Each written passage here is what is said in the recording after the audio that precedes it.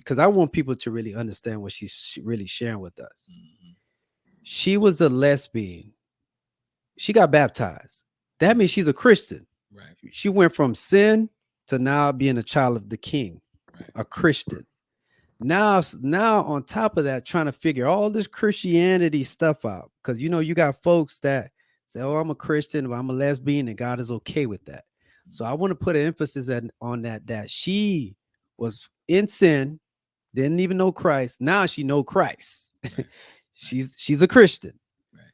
So she been on fire for the Lord. She was on fire for the Lord, going hard for God, and something happened within, and she'll share her story, within 3 to 4 years. Something happened.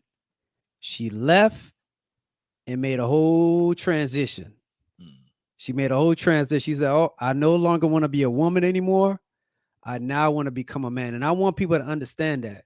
So I'm saying that for the people in the back, sis, for the doubters, because your story is so powerful and so impactful. And yes, I give God all the glory. So for the people that doubt, I want you to share with how did you overcome that? Because I know there's somebody that's going to be watching this and they're gonna be like, wow, she didn't even go into detail like how she overcame that. Like what did you go through psychologically, physically? You said you took testosterone pills, and you shared it in terms of a little bit what happened to you, but give us the real deal. You know, how did you overcome? How did you, what happened? Something had to happen in order for you to overcome that. Because we know that's a stronghold. Hmm. What happened? Oh yeah. So homosexual, I want to say transgenderism is they call it not a dysphoria. They call it a dysphoria, but they call it like a disorder. So um having that type of disorder, um but no lie, I gotta tell you from the beginning, man. I was going through it mentally, like Mm, really, Mm-hmm. and the suicidal rate and with people who are transgender is very, very high. You know why? Mm. Again, it's the deception, right? So that Mm-hmm. it's placed in your mind. All right, you can have all these surgeries. You can pump yourself up mm, with hormones, and you'll be complete. So I'm pumping myself up with testosterone. A year later, I get my breasts removed. So it's like the wilderness. Remember the Israelites in the wilderness? Mm. It's like you go from one thing to the next, and it's never enough. It's never enough. You always feel empty, and you're going through more mental illness, right? You're losing your desires as a natural human being, whether it be male or female. Um,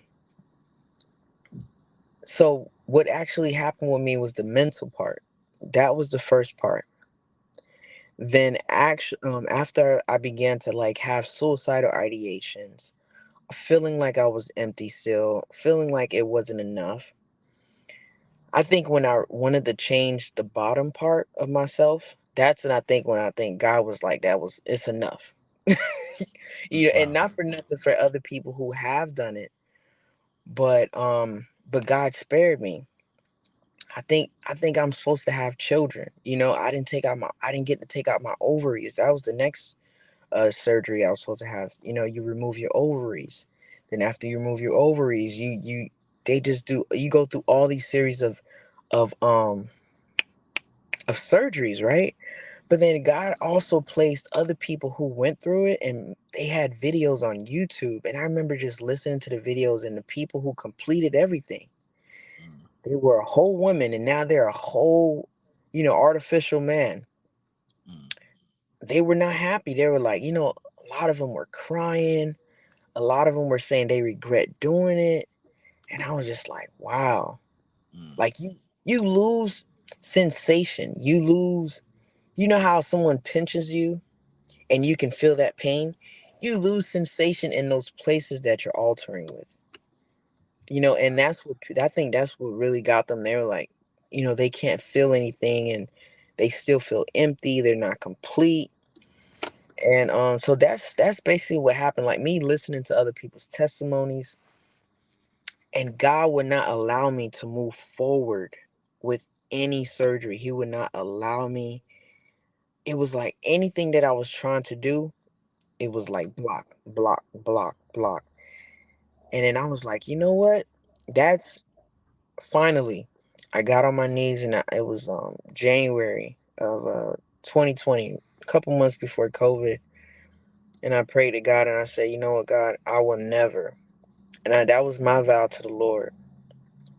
I wrote it down, signed it and everything. And I said, I will never lay with a woman as I am to lay with a man. That will never, ever again happen. And I think that also will help me to stay on the right and narrow path, knowing that, Ecclesiastics say, don't make a vow to the Lord unless you are willing to keep that vow.